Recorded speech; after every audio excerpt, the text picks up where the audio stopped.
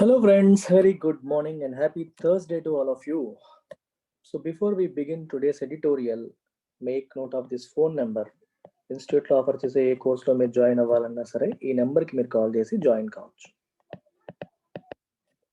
రెండవది, UPSC aspirants, bank exam aspirants, competitive exams prepare అయ్యే వాళ్ళందరికీ కూడా separate WhatsApp groups institute maintain చేస్తుంది. ఆ వాట్సాప్ గ్రూప్స్లో ఆల్రెడీ జరిగిన మీకు క్లాసెస్ యొక్క వీడియోస్ పెడుతూ ఉంటాం, ప్లస్ ట్రయల్ క్లాసెస్ జరుగుతుంటాయి. ఎలా జరుగుతున్నాయి అనే క్లాసెస్ మీరు లైవ్ అటెండ్ అయ్యే అవకాశం ఉంటుంది. ప్లస్ నాతో మీరు లైవ్లో ఇంటరాక్ట్ అవ్వచ్చు కూడా. ఈరోజు సాయంత్రం 5:30కి నేను లైవ్ ఇంటరాక్షన్కి వస్తాను. నాతో మీరు ఇంటరాక్ట్ అవ్వాలన్నా లైవ్గా, లేకపోతే క్లాసెస్ లైవ్లో వినాలన్నా ఈ వాట్సాప్ గ్రూప్స్లోకి రండి.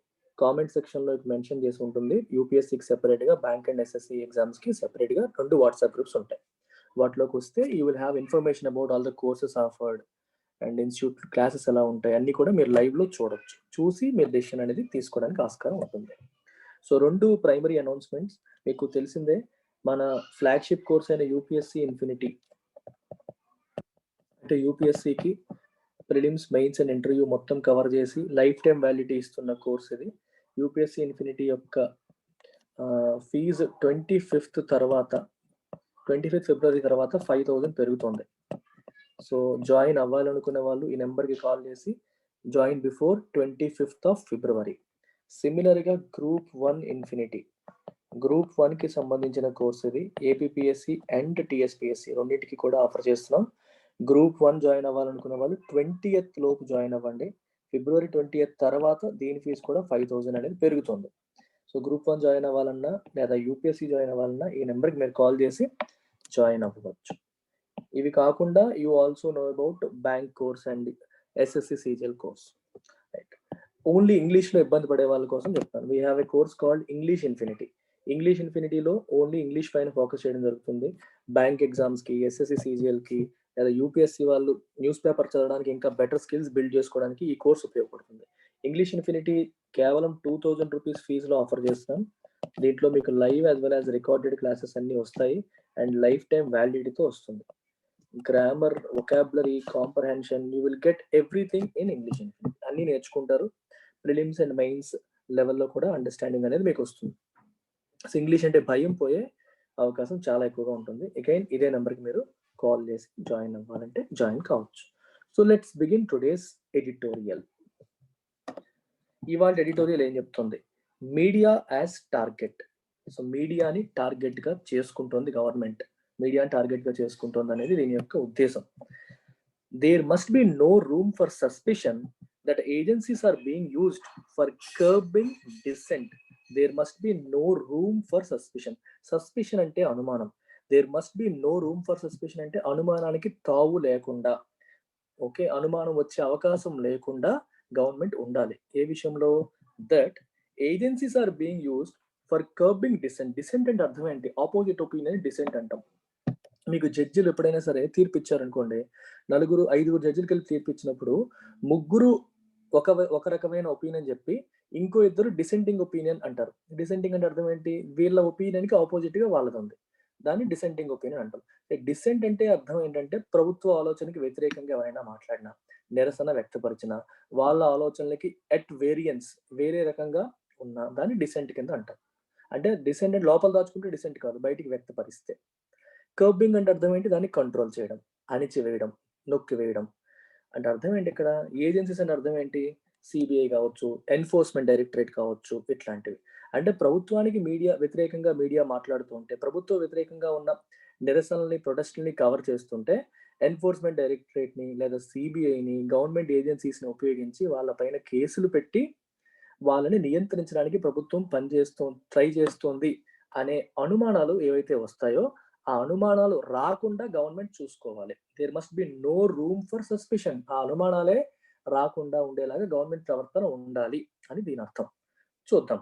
Ordinarily searches and seizures are the legitimate starting point of an investigation done on the basis of prior information. జనరల్గా ఏదైనా ఇన్వెస్టిగేషన్ చేసే ముందు సెర్చ్లు చేయడం, సీజర్ చేయడం, సీజ్ అంటే తెలుసు కదా మనకి, అఫీషియల్గా స్వాధీనపరచుకోవడం, ఇవన్నీ కామన్. లెజిటిమేట్ గా అంటే వ్యాలిడ్ గా, స్టార్టింగ్ పాయింట్. లెజిటిమేట్ అంటే అర్థం ఏంటి? According to law that is correct. Something that is legitimate is lawfully correct అని అర్థం. Legitimate starting point of an investigation అవి స్టార్టింగ్ పాయింట్స్, అది మనకు తెలిసిందే. And they are done on the basis of prior information. Search ఎప్పుడు చేస్తాం? ఏదో అనుమానం ఉన్నప్పుడు, ఎవరో మనకి టిప్ ఇచ్చినప్పుడు, ఇన్ఫర్మేషన్ ఇచ్చినప్పుడు చేస్తాం. ఇది ఆర్డినరీగా జరిగే process. But the ED's raids in the office of independent digital news platform news click and in the residence of its promoter and editor in chief have invited justified condemnation from organisations representing the media. చూడండి sentence ఎలా ఉందో. Enforcement directorate వాళ్ళు raid చేశారు ఎక్కడ? In the office of independent digital news platform news click అనే digital news platform పైన వాళ్ళు raid చేశారు. And in the residence of its promoter and editor in chief, దాని ప్రమోటర్ మరియు ఎడిటర్ ఇన్ చీఫ్. ప్రమోటర్ అంటే majority stake holder, original owner of the organisation, మరియు దాని యొక్క యాక్చువల్ ఎడిటర్ ఇన్ చీఫ్. అతని ఇంట్లో ఏం చేశారు? రైడ్స్ చేశారు. అది ఇంట్లో చేశారు మరియు ఆఫీస్లో చేశారు. ఈ రైట్స్ అనేవి they have invited justified condemnation. Condemn చేయడం అంటే ఖండించడం, అది కరెక్ట్ కాదు, disapproval. If you say something is not right, that is condemnation. Disapproval. Justified అంటే వాట్ ఈస్ జస్టిఫైడ్? తను చేసింది జస్టిఫైడే అంటే తను చేసిన పని కరెక్టే. జస్టిఫైడ్ అంటే అలా ఖండించడం అనేది కూడా కరెక్టే. ఎందుకు ఊరికే చేస్తున్నారు? వాళ్ళు ప్రభుత్వానికి వ్యతిరేకంగా రైతుల ప్రొటెస్ట్లని వాటిని కవర్ చేస్తున్నారు, అందుకనే చేస్తున్నారు. నెక్స్ట్ మీకు ఎడిటోరియల్లో వస్తుంది. అందుకని జస్టిఫైడ్ అనే పదం వాడారు. ప్రభుత్వానికి వ్యతిరేకంగా జరుగుతున్న న్యూస్ని వీళ్ళు కవర్ చేస్తున్నారు, అందుకని వీళ్ళపైన కేసులు బనాయించడానికి, వాళ్ళని ఇబ్బంది పెట్టడానికి ప్రభుత్వం చేస్తున్న యాక్టివిటీలో ఇది భాగం అనేది ఇక్కడ ఆరోపణ. అందుకని have invited justified condemnation from organisations representing the మీడియాని రిప్రజెంట్ చేస్తున్న ఆర్గనైజేషన్స్ అన్ని కూడా వాటిని ఖండించాయి. ఆ కండెమ్ చేయడం అనేది కూడా జస్టిఫైడ్ అని చెప్పి చెప్తున్నారు. అంటే కరెక్టే, ఇట్ ఈస్ జస్టిఫైడ్, న్యాయమే. మనం చూడండి చాలాసార్లు సమర్థనీయమే కరెక్ట్గా చెప్పాలంటే. మీరు ఏదైనా చెప్పారనుకోండి, జస్టిఫై చేసుకోవద్దు, నీ తప్పును ఒప్పుకో అంటారు. జస్టిఫై చేసుకోవడం అంటే అర్థం ఏంటి? సమర్థించుకోవడం. ఇఫ్ ఇట్ ఈస్ జస్టిఫైడ్ అంటే సమర్థనీయమే, అంటే మనం చేసింది కరెక్టే, you can defend it, defendable అని అర్థం అనమాట. There is every likelihood that this operation is linked to the platform's in-depth coverage of ongoing protests, as well as the various struggles of the people and the grassroots organizations that represent them. Okay, there is every likelihood. Likelihood అంటే chance, చాలా ఎక్కువ chance ఉంది. దేనికి? That this operation is link to the platforms in depth coverage. ఈ news click అనే platform on going protest, present జరుగుతున్న నిరసనలు, రైతుల నిరసనలు, వాటిని ఇన్ డెప్త్ గా కవర్ చేస్తుంది. మరియు various struggles of the people and the grass root agencies organisation that represent them. ప్రజల యొక్క స్ట్రగుల్స్ ని మరియు ప్రజలను రిప్రజెంట్ చేస్తున్న గ్రాస్ రూట్ లెవెల్లో, అంటే గ్రౌండ్ లెవెల్లో ఉన్న ఆర్గనైజేషన్స్ ని కూడా ఈ న్యూస్ క్లిక్ అనేది కవర్ చేస్తుంది. కవర్ చేయడం అంటే వాటన్నిటి యొక్క న్యూస్ ని పబ్లిష్ చేస్తుంది డిజిటల్ గా. మేబీ అందువల్లే వీళ్ళని టార్గెట్ చేస్తున్నారేమో అనేది ఒక there is every likelihood, chance ఉంది. Ostensibly arising from an FIR registered by the Delhi police some months ago, the ED is said to be investigating alleged money laundering to the tune of 30 crore. Ostensibly అంటే apparently, as appears to be true అంటే బయటికి కనిపిస్తున్న విధంగా, బయటికి తెలిసిన విధంగా, as per the information available, ఇలా తీసుకోవచ్చు. ఢిల్లీ పోలీస్ వాళ్ళు రిజిస్టర్ చేసిన ఒక FIR, ఫస్ట్ ఇన్ఫర్మేషన్ రిపోర్ట్, కొన్ని నెలల క్రితం ఢిల్లీ పోలీస్ వాళ్ళు రిజిస్టర్ చేసిన కొన్ని ఒక FIR నుండి ఈ ఇన్వెస్టిగేషన్ అనేది స్టార్ట్ అయినట్టుగా కనిపిస్తోంది. ఆస్టెన్సిబుల్ అంటే అర్థం అది. ఎందుకంటే ప్రభుత్వం క్లియర్ గా చెప్పలేదు, ఈడీ వాళ్ళు క్లియర్ గా చెప్పలేదు. But as per the information available, this appears to be true. ఏంటది? ఢిల్లీ పోలీస్కి ఇంతకుముందు కొన్ని నెలల క్రితం ఒక FIR ఫైల్ చేశారు, దాన్ని ఆధారంగా తీసుకొని ఇప్పుడు ఈ రైడ్స్ అనేవి చేస్తున్నారు. Ostensibly from that the ED enforcement directorate is set to be investigating. అది దేన్ని ఇన్వెస్టిగేట్ చేస్తుందంట? ఎలీజ్డ్ అంటే ఆరోపించిన విధంగా. ఓకే, ఎలీజ్డ్ థెఫ్ట్ అన్నారు అనుకోండి, దొంగతనం జరిగిందని ఆరోపణ జరిగింది. సో ఎలీజ్డ్ థెఫ్ట్ ని వాళ్ళు ఇన్వెస్టిగేట్ చేస్తున్నారు, అంటే దొంగతనం జరిగిన ఆరోపణలు ఇన్వెస్టిగేట్ చేస్తున్నారు. Alleged money laundering to the tune of 30 కోట్లు మనీ లాండరింగ్ జరిగింది అనేది ఆరోపణ, దాన్ని ఇన్వెస్టిగేట్ చేస్తున్నారు వీళ్ళు. అయితే ఇక్కడ ఈ పదం గుర్తుపెట్టుకోవడానికి మీకు చిన్న సింపుల్ ట్రిక్ చెప్తాను చూడండి. లాండరింగ్ అంటే అర్థం ఏంటి? బట్టలు బాగా డర్టీ అయిపోయి అనుకోండి, వాటిని వాష్ చేసి క్లీన్ చేయడాన్ని లాండరింగ్ అంటాం. Okay, if you wash clothes, dirty clothes ని వాష్ చేసి క్లీన్ చేస్తే that process called laundering. Money laundering అంటే అర్థం ఏంటి? డర్టీ మనీని క్లీన్ చేయడం. డర్టీ మనీ, గుడ్ మనీ ఏంటి సార్ అని డౌట్ రావచ్చు మీకు. ఇల్లీగల్ మీన్స్ లో సంపాదించింది డర్టీ మనీ, బ్లాక్ మనీ కావచ్చు. మీరు డ్రగ్ ట్రాఫికింగ్ చేశారు లేదా అన్లాఫుల్ యాక్టివిటీస్ చేసి మీరు మనీ సంపాదించారు, దట్ ఈస్ డర్టీ మనీ. ఆ డర్టీ మనీ అంటే బ్లాక్ మనీ లాంటిది. ఇక్కడ దాన్ని వైట్ చేసుకునే కార్యక్రమం చేయడం, దాన్ని వేరే ఇల్లీగల్ మార్గాల్లో వేరే వేరే అకౌంట్లోకి పంపించడం, ఆ కంపెనీ ద్వారా వచ్చిందన్నట్టు చెప్పడం, దాన్ని మనీ లాండరింగ్ యాక్టివిటీ అంటారు. తప్పుడు మార్గాల్లో సంపాదించిన మనీని కొన్ని సూట్ కేస్ కంపెనీస్ క్రియేట్ చేసి ఒక చిన్న చితక కంపెనీస్లో వాళ్ళ అకౌంట్లో పంపించి వాళ్ళ బిజినెస్ ద్వారా వచ్చిందని చూపించే ప్రయత్నం చేయడం money laundering. So making dirty money a good money. Laundering అంటే క్లీన్ అని అర్థం అనమాట. అది మీరు గుర్తుపెట్టుకుంటే ఈజీ అయిపోతుంది. ఒక 30 కోట్లు వర్త్ మనీ లాండరింగ్ యాక్టివిటీ జరిగింది, దానిపైన ఇన్వెస్టిగేట్ చేస్తున్నాము. దానికి ఆధారం కొన్ని నెలల క్రితం ఢిల్లీ పోలీస్ స్టేషన్లో ఫైల్ చేయబడ్డ ఎఫ్ఐఆర్ అనేది మనకి బయటికి కనిపిస్తున్న విషయం. ఆస్టెన్సిబిలీ అన్నారు అందుకని. Not much is known about the nature of the police case. ఆ పోలీస్ కేసు విషయంలో మనకి అంత ఎక్కువ ఇన్ఫర్మేషన్ తెలియదు. But the agency is empowered by the prevention of money laundering act to investigate if the proceeds of crime related to a predicate offense have been laundered. Beautiful sentence. Police case యొక్క nature గురించి not much is known, పెద్దగా తెలియదు. But the agency is empowered by the prevention of money laundering act. కానీ agency అనేది ఏ agency? Enforcement directorate. ఒక case పెట్టి మనం ride చేస్తున్నామంటే ఏ చట్టం ప్రకారం కేసు పెట్టామనే క్వశ్చన్ వస్తుంది. ఆ చట్టం ఏంటంట? PMLA, prevention of money laundering act ప్రకారం వాళ్ళు ఇన్వెస్టిగేషన్ చేస్తున్నారు. ఓకే, అది ఎంపవర్ చేస్తుంది వాళ్ళని. దేన్ని ఇన్వెస్టిగేషన్ చేస్తున్నారు? If the proceeds of crime, proceeds అంటే అర్థం ఏంటి? ఆ క్రైమ్ ద్వారా వచ్చిన money. The proceeds of the operation అన్నారు అనుకోండి, ఆపరేషన్ ద్వారా వచ్చిన మొత్తం. ప్రొసీడ్స్ ఆఫ్ ద క్రైమ్ అంటే ఒక పెద్ద క్రైమ్ జరిగింది, ఆ క్రైమ్ ఏంటో తెలియదు. ఆ క్రైమ్ ద్వారా వచ్చిన money related to A predicate offence. ఇది చాలా important words. Primary offence, predicate offence. Primary offence అనేది పెద్ద క్రైమ్, ప్రెడికేట్ అఫెన్స్ అనేది దాని మీద ఆధారపడి ఒక చిన్న క్రైమ్, దానికి లింక్ అయిన చిన్న crime. Related to A predicate offence అంటే అర్థం ఏంటి? ఒక పెద్ద క్రైమ్ ఒకటి ఉంది, ప్రైమరీ అఫెన్స్, దాంట్లో భాగంగా చేసిన ఒక చిన్న క్రైమ్ ఉంది. ఆ చిన్న క్రైమ్ కి సంబంధించిన మనీని లాండర్ చేశారా లేదా అనేది ఇన్వెస్టిగేట్ చేయడం. లాండర్ చేయడం అంటే అర్థం ఏంటి? క్లీన్ చేయడం. క్లీన్ చేయడం అంటే మనీని క్లీన్ చేయడం అంటే అర్థం ఏంటి? వాటర్ వేసి తొడవడమా? కాదు కదా.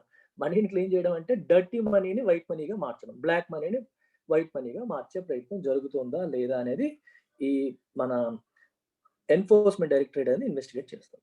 Weather such a primary offence has been established or not, and if so whether news click is in any way link to it is unclear.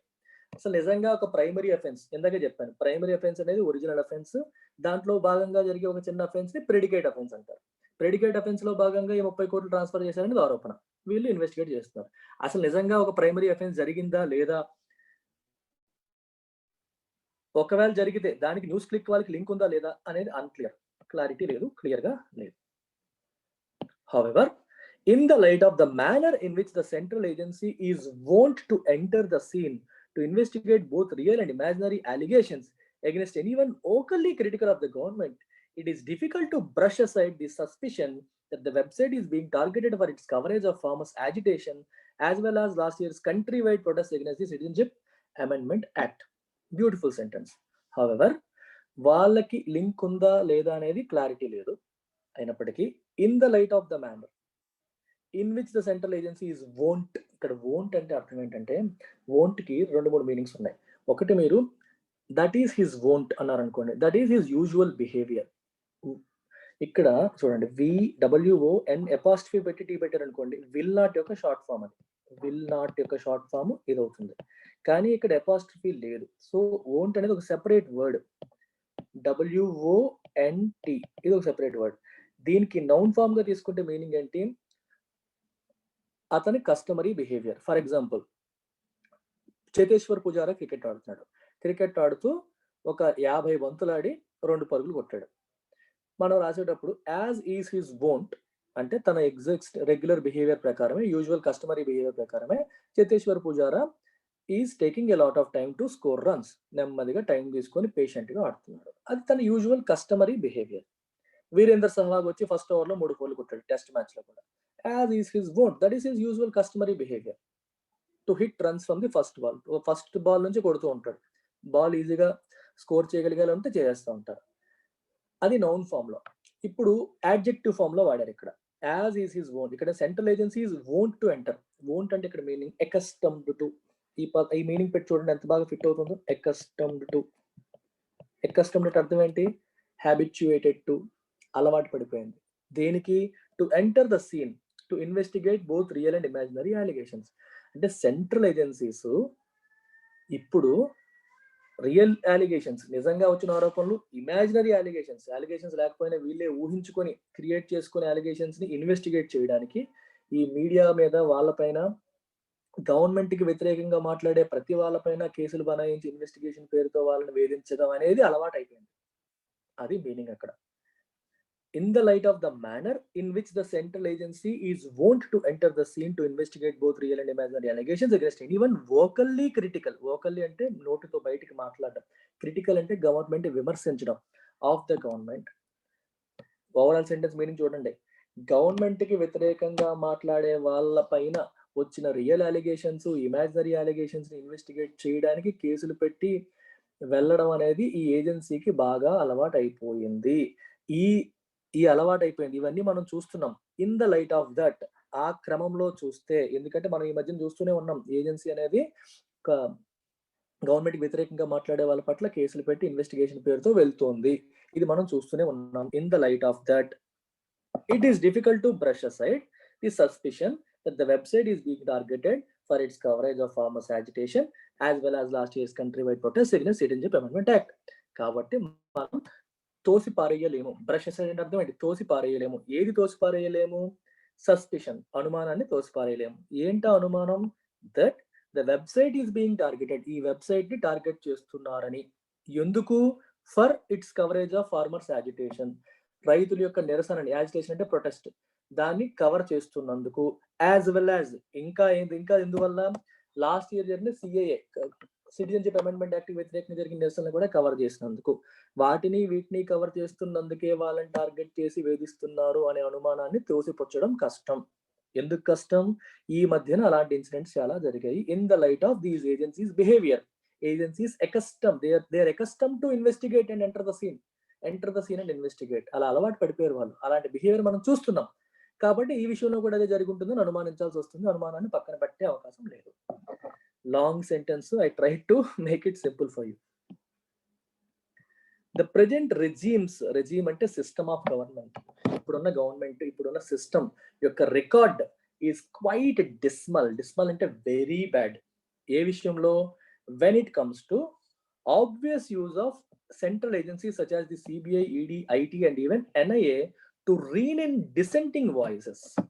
అర్థమైతే చూడండి. రీన్ ఇన్ అంటే కంట్రోల్, కర్బ్, ఇందాక వర్డ్ చూసాం curb అని, CURB, same meaning ఇక్కడ కూడా వస్తుంది. Reign in అన్న కూడా కంట్రోల్ అనే మీనింగ్ వస్తుంది. దేన్ని కంట్రోల్ చేయడం? Dissenting voice. What is the meaning of dissenting voice? Government opinion కి ఆపోజిట్ గా వచ్చే వాయిస్, నిరసన వ్యక్తపరుస్తూ వచ్చే voice. A voice that is at variance with the opinion of the government. Dissenting voice ని కర్బ్ చేయడానికి, కంట్రోల్ చేయడానికి సిబిఐని, ఈడీని, ఐటీని, ఇన్కమ్ ట్యాక్స్ అఫీషియల్స్ ని, నేషనల్ ఇన్వెస్టిగేటివ్ ఏజెన్సీస్ ని, గవర్నమెంట్ వీటిని వాడకం అనేది ఆబ్వియస్ యూజ్ అంటే బయటికి కనిపించేస్తుంది. కావాలనే గవర్నమెంట్ ఈ పని చేస్తుంది అని చెప్పి అనుమానం కూడా వచ్చేసినా సరే గవర్నమెంట్ పట్టించుకోవట్లేదు.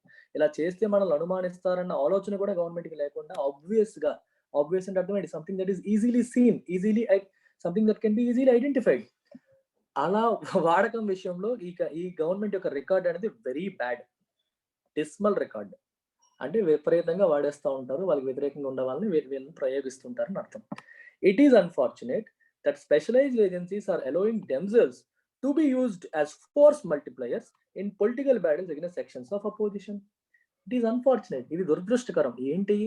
దట్ స్పెషలైజ్డ్ ఏజెన్సీస్ అంటే సిబిఐ కానీ, ఈడీ కానీ, ఇవన్నీ ఈ ఏజెన్సీస్ ఆర్ అలోయింగ్ దెమ్సెల్వ్స్, వాళ్ళను వాళ్ళు అలో చేస్తున్నారు. ఎలా చేస్తున్నారు? To be used as force multipliers. అంటే ప్రభుత్వానికి వ్యతిరేకంగా ఉండే వాళ్ళపైన ఫోర్స్ అప్లై చేసే క్రమంలో వీళ్ళు కూడా ఒక పావులు అయిపోతున్నారు. గవర్నమెంట్ అలా వాడాలని ప్రయత్నం చేసినప్పటికీ కూడా వీళ్ళు రెసిస్ట్ చేసి ఉండవచ్చు, వీళ్ళు రెసిస్ట్ చేయట్లేదు, వీళ్ళు కూడా అందులో భాగం అయిపోతున్నారు, ఫోర్స్ మల్టిప్లయర్స్ అయిపోతున్నారు. గవర్నమెంట్ వీళ్ళ పట్ల, ఇప్పుడు గవర్నమెంట్ ఒకరిని ఇబ్బంది పెట్టాలంటే ఏజెన్సీస్ ని వాడుకుంటుంది. ఒకటి అధికారం ఉంది, రెండోది ఏజెన్సీస్ ని వాడుతుంది. ఫోర్స్ ఇంకా మల్టిప్లై అయిపోతుంది. ఎవరి పట్ల? అపోజిషన్ పట్ల. దానికి వీళ్ళు అలో చేయడం అనేది దురదృష్టకరం అనేది పాయింట్. బ్యాటిల్స్ అంటే అర్థం ఏంటి? పొలిటికల్ బ్యాటిల్స్ అంటే రాజకీయ యుద్ధాలు against sections of opposition. Opposition లో ఉన్న కొన్ని సెక్షన్స్ పైన మనం రాజకీయంగా కక్ష సాధింపులు చేయడానికి, యుద్ధాలు చేయడానికి వీళ్ళని ఉపయోగించుకుంటున్నారు. వీళ్ళు కూడా దానికి ఉపయోగించుకుంటున్నారు. ఎమిడ్ క్లెయిమ్స్ దట్, ఎమిడ్స్ అంటే in the middle of, claims అంటే అగైన్ ఆరోపణలు అనే మీనింగ్ వస్తుంది ఇక్కడ. That there are varying kinds of conspiracies అంటే కుట్రలు against the government and India. It is no surprise that relentless journalistic focus on protests, which are basically steps taken in pursuit of redress for public grievances, is inviting repressive action. చూడండి దీని అర్థం ఏంటి? Amid claims that, amidst అంటే in the middle of, claims అంటే ఆరోపణలు అనే meaning వస్తుంది ఇక్కడ. That there are varying kinds of conspiracies, చాలా రకాల కుట్రలు జరుగుతున్నాయి. ఎవరికి వ్యతిరేకంగా? Against the government and India, ప్రభుత్వానికి వ్యతిరేకంగా, మన భారతదేశానికి వ్యతిరేకంగా విదేశీయులు చాలా కుట్రలు చేస్తున్నారు అనే ఆరోపణలు వస్తున్న ఈ క్రమంలో ఇట్ ఈస్ నో సర్ప్రైజ్, ఇందులో ఆశ్చర్యపోవడానికి ఏమీ లేదు, that relentless journalistic focus, relentless అంటే వితౌట్ ఎనీ గ్యాప్ ఇవ్వకుండా, విరామం లేకుండా జర్నలిస్టిక్ ఫోకస్ ఆన్ ప్రొటెస్ట్ల పట్ల అంటే రైతులు చేస్తున్న ఈ నిరసనల పట్ల జర్నలిస్టులు ఫోకస్ చేసి కవరేజ్ ఇవ్వడం అనేది, విచ్ ఆర్ బేసికలీ ప్రొటెస్ట్ అంటే ఇక్కడ ప్రొటెస్ట్ అని రాశారు చూసారు, protest which are basically, protest explanation ఇది, which are basically steps taken in pursuit of redress for public grievances. Grievance అంటే అర్థం ఏంటి చెప్పండి? ఒక బాధ. మీకు ఏదన్నా గవర్నమెంట్ ఆఫీస్కి వెళ్తే గ్రీవెన్స్ రిడ్రెసల్ సెల్ అని ఉంటుంది. గ్రీవెన్స్ అంటే ఫిర్యాదులు, మీకున్న ప్రాబ్లమ్స్, మీకున్న ఇబ్బందులు. రిడ్రెస్ అంటే పరిష్కారాలు చూపే సెల్, విభాగము. అంటే మీకు ఏమైనా ప్రాబ్లమ్స్ ఉంటే అక్కడికి వెళ్ళొచ్చు, అక్కడికి ఉన్న వాళ్ళు మీ ప్రాబ్లమ్స్ విని మీకు సాల్వ్ చేయడానికి ట్రై చేస్తారు. గ్రీవెన్స్, పబ్లిక్ గ్రీవెన్స్ అంటే ప్రజల యొక్క ఫిర్యాదులు, బాధలు, కష్టాలు అని అర్థం. రిడ్రెస్ అంటే వాటిని రిజాల్వ్ చేయడం. పర్సూట్ ఆఫ్ రిడ్రెస్ అంటే రిజాల్వ్ చేసే క్రమంలో, అన్వేషణలో. పర్సూట్ అంటే అన్వేషణ. పర్సూట్ ఆఫ్ రిడ్రెస్ అంటే అర్థం ఏంటి? ప్రజల యొక్క గ్రీవెన్సెస్ ని సాల్వ్ చేసే అన్వేషణలో భాగంగా చేస్తున్న ఈ ప్రొటెస్ట్ల పైన జర్నలిస్టులు ఎక్కువగా విరామం లేకుండా ఫోకస్ చేయడాన్ని గవర్నమెంట్ రిప్రెస్ చేస్తుంది. రిప్రెస్ అంటే సప్రెస్, తొక్కివేసే ప్రయత్నం చేస్తుంది. ఎందుకు? విదేశీయులు గవర్నమెంట్ పైన కుట్ర చేస్తున్నారు, లేకపోతే మన అపోజిషన్ వాళ్ళే ప్రభుత్వం పట్ల కుట్ర చేస్తున్నారు అని ఆరోపణలు వస్తున్నాయి కాబట్టి. అంటే ఈ జర్నలిస్టులు కవరేజ్ చేయడానికి, రైతులు నిరసన వ్యక్తపరచడానికి, ప్రతి దాని వెనుక కూడా ఒక కుట్ర దాగి ఉంది. ఈ ప్రభుత్వాన్ని డీస్టెబిలైజ్ చేయడానికి ఇచ్చి స్పాన్సర్ చేసి ఈ కుట్రలు, ఈ నిరసన వ్యక్తపరిచేలాగా చేస్తున్నారు అనేది ప్రభుత్వం యొక్క ఒపీనియన్. అందుకని గవర్నమెంట్ ఏంటి, దాన్ని తొక్కేయడానికి, అణిచివేయడానికి ఇలాంటి యాక్షన్స్ తీసుకుంటుంది. ఇది it is inviting repressive action, అణిచివేతకు సంబంధించిన యాక్షన్స్ తీసుకోవడానికి అది కారణమవుతుంది. Laws that are serious in nature and ought not to be invoked lightly are being used with abandon against those seen to have invited the establishment's wrath. Beautiful sentence.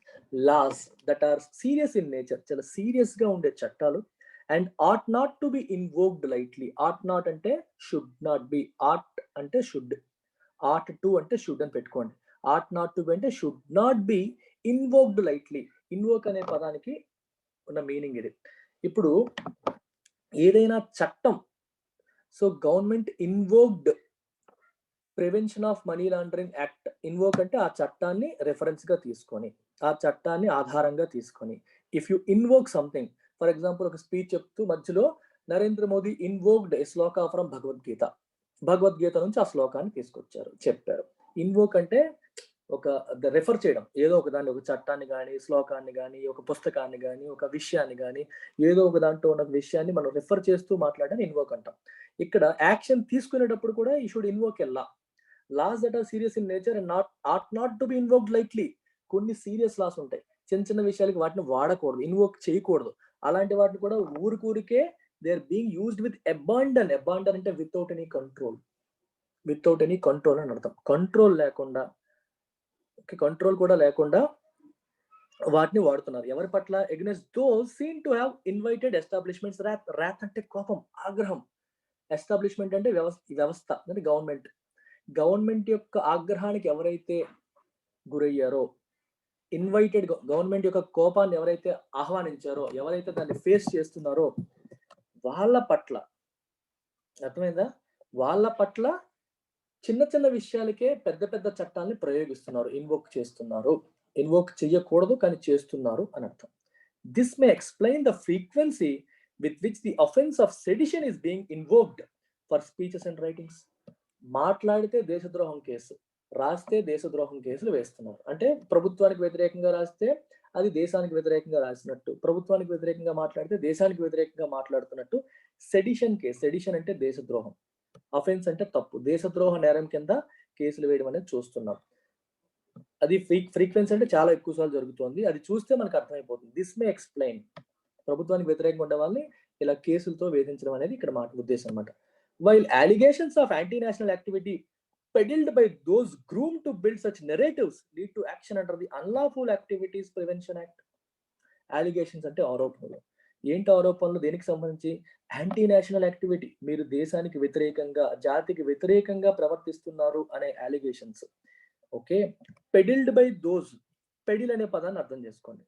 Pedal అంటే మీకు రకరకాల meanings ఉంటాయి. To cell something going door to door, ఇంటింటికి వెళ్ళి ఒక వస్తువుని అమ్మడాన్ని మనం pedal అంటాం. మరి అది ఇక్కడ ఫిట్ కావట్లేదు. ఏదన్నా తక్కువ వస్తువు, విలువ ఉన్న వస్తువులను అమ్మడానికి కూడా పెడిలింగ్ అంటారు, అది ఫిట్ కావట్లేదు. పెడిల్కి ఇంకో మీనింగ్ కూడా ఉంది. పెడిల్ అంటే to promote an idea, to cell an idea, అంటే ఒక ఐడియాని, ఒక ఐడియాలజీని, ఒక భావజాలాన్ని మనం ప్రజల్లోకి తీసుకెళ్ళడానికి కూడా పెడిలింగ్ అంటారు.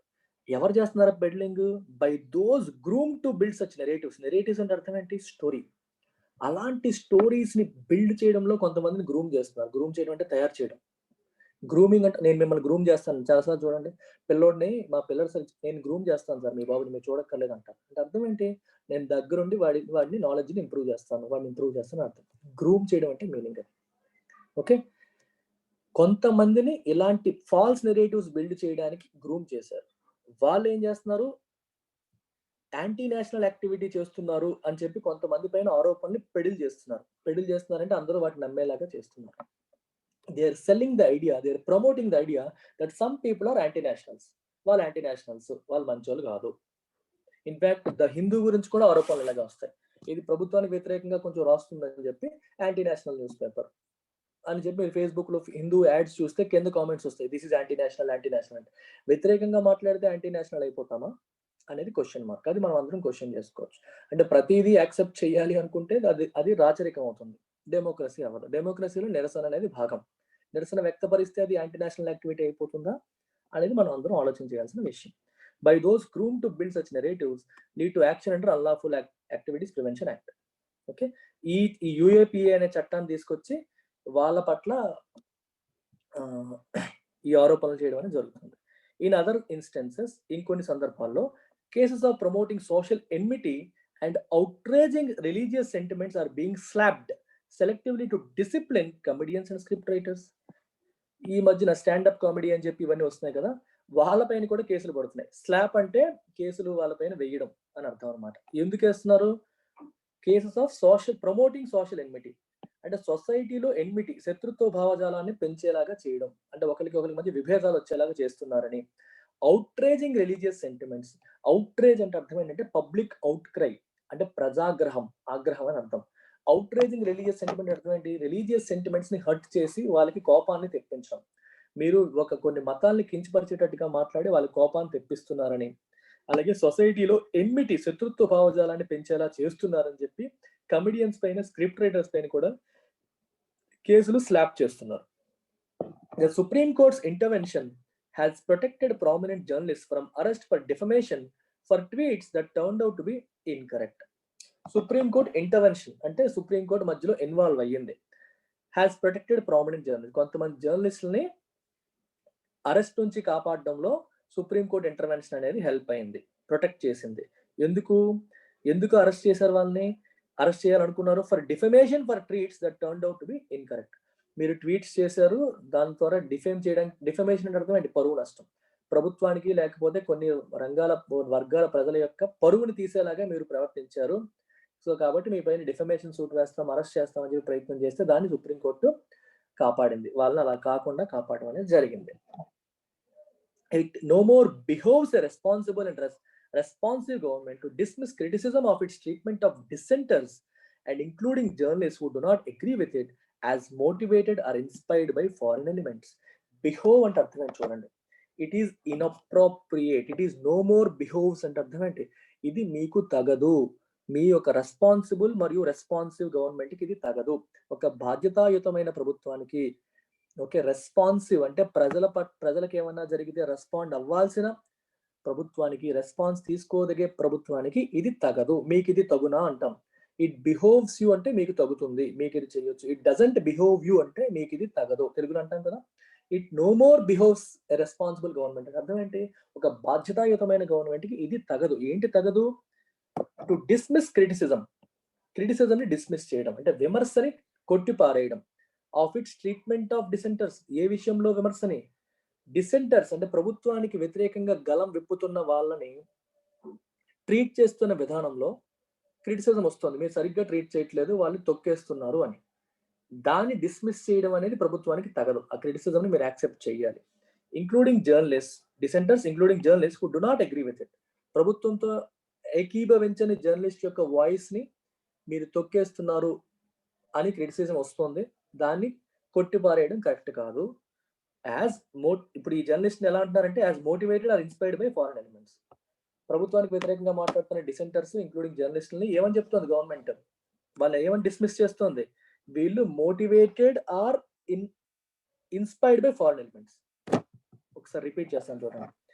To dismiss criticism of its treatment of dissenters including journalist who do not agree with it as motivated by or inspired by foreign elements. Foreign elements వీళ్ళు మోటివేట్ చేసి, వీళ్ళు ఇన్స్పైర్ చేసి ప్రభుత్వానికి వ్యతిరేకంగా మాట్లాడుతున్నాయి అని చెప్పి ప్రభుత్వం కొట్టిపారేస్తుంది. అలా కొట్టిపారేయడం కరెక్ట్ కాదు. నిజంగానే వ్యతిరేకించే వాళ్ళు, వ్యతిరేకంగా మాట్లాడే వాళ్ళు ఉంటారు. ప్రతిదాన్ని కూడా వేరే వాళ్ళ కుట్ర, ప్రభుత్వానికి వ్యతిరేకంగా ఫారినర్సే చేస్తున్న కుట్ర అని చెప్పి కొట్టిపారేయడం కరెక్ట్ కాదు అని అర్థం. ఓకే, సమ్మరైజ్ చేయాలంటే చాలా ఈజీ ఇది సమ్మరీ. ప్రభుత్వం తనకి వ్యతిరేకంగా మాట్లాడుతున్న వాళ్ళని, తనకు వ్యతిరేకంగా ప్రొటెస్ట్ చేస్తున్న వాళ్ళని, సపోర్ట్ చేస్తున్న వాళ్ళని, లేదా కవరేజ్ ఇస్తున్న వాళ్ళని, ఏదో రకంగా ప్రభుత్వం యొక్క యాక్టివిటీని ఇబ్బంది పెడుతూ ప్రవర్తించే వాళ్ళందరి పైన కూడా CBI, enforcement directorate, income tax, లేకపోతే డిఫరెంట్ గవర్నమెంట్ ఏజెన్సీస్ ని పావులుగా వాడుతూ కేసులు పెడుతూ ఇబ్బంది పెడుతోంది అనేది ఇక్కడ ప్రధానమైన ఆరోపణ, ప్రధానమైన విషయం. అది ఒక రెస్పాన్సిబుల్ గవర్నమెంట్ కి తగదు. ప్రభుత్వానికి వ్యతిరేకంగా మాట్లాడిన ప్రతిది కూడా కుట్ర కాదు, వ్యతిరేకంగా మాట్లాడే ప్రతి వ్యక్తి కూడా యాంటీ నేషనల్ కాదు అనేది దీని యొక్క సారాంశం. That's it. Thank you very much.